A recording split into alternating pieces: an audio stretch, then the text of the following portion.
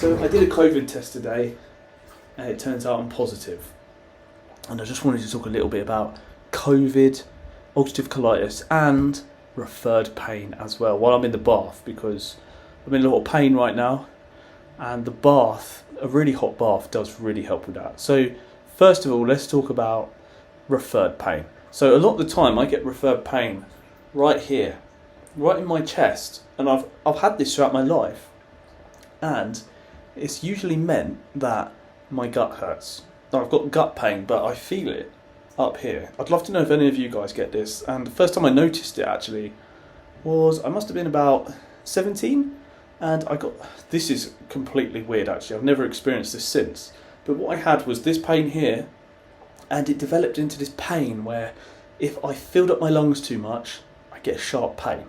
And then if I emptied my lungs too much, I would also get sharp pain. So the only way for me to not get sharp pain was to breathe sort of in the middle of my lungs, if that makes any sense. And since then, luckily that doesn't happen anymore. That used to happen quite frequently and no idea what that is.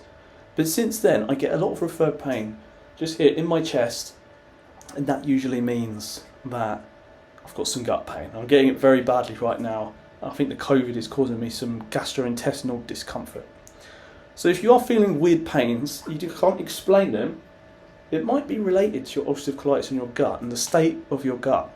And I've always noticed that when I do have this pain, and I'm eventually able to later go to the bathroom or whatever it is, then that pain goes away completely. So let's talk a little bit about COVID and ulcerative colitis, because this is the second time I've had COVID with ulcerative colitis. The first time I was actually in hospital, and it was just before I started my immunosuppressant medication.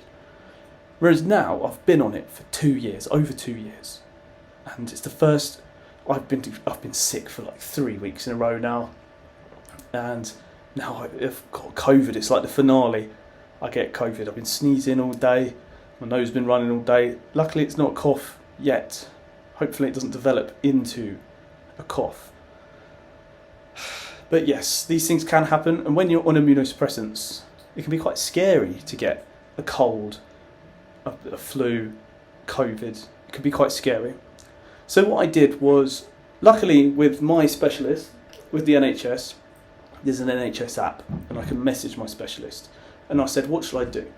What should I do about taking my azathioprine? What should I do about my IV? Because my IV, today is Monday as I record this, my IV is on Thursday. It's been 8 weeks since I had my last IV.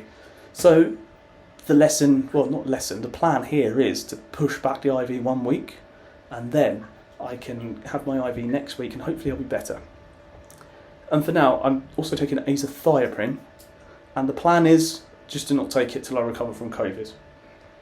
And that's about it with that. You've got to give your immune system the fighting chance it needs to fight off the COVID. Now, when I was first put on the immunosuppressants and I had the COVID, but just before I got put on them, I had to delay taking them. This was when I was in a dire flare state, and I couldn't take the immunosuppressants till I recovered from the COVID. At the time, COVID felt like nothing to me. I didn't get any symptoms from the COVID. It was almost asymptomatic, but I was positive, and everyone around me in the hospital was also positive, and they were a lot more scared of COVID back then. But now those procedures are still in place, where the best thing you can do is get off of your immunosuppressants whilst you're suffering with COVID.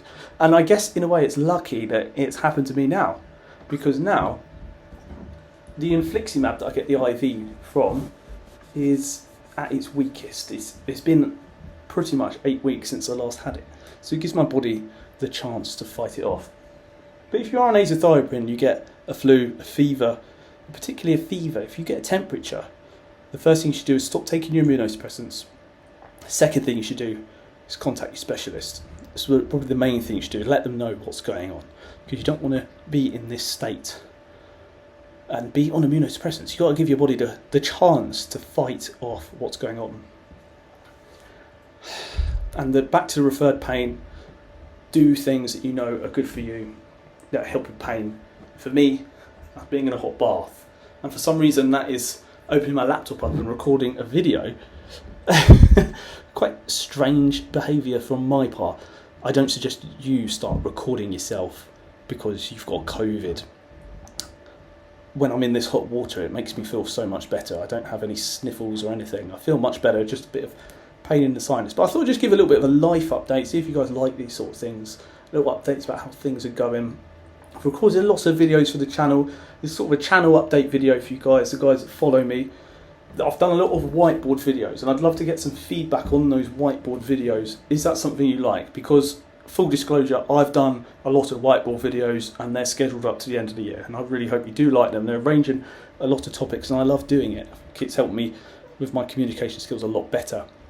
But I'd love to know what you guys think, or if there's any topics that you'd like me to talk about, because I do enjoy standing in front of that whiteboard and talking. So yes, if you're a fan of the whiteboard videos, I hope that you do enjoy the upcoming content. If you're not, I hope that I do talk about something that you are interested in, because there's plenty of content coming out. I've tried to talk about a variety of topics I think are quite pertinent to inflammatory bowel disease, all forms of life and how it affects you, everything. I've talked about as much as I can think of, actually. I'm going to take a little bit of a break now from creating for this channel, but like I said, I'm scheduled all the way up to the end of the year, so you're not going to be missing out on me. If you are a regular viewer, there's videos coming every week. So I just wanted to make this video and give you a little bit of an update.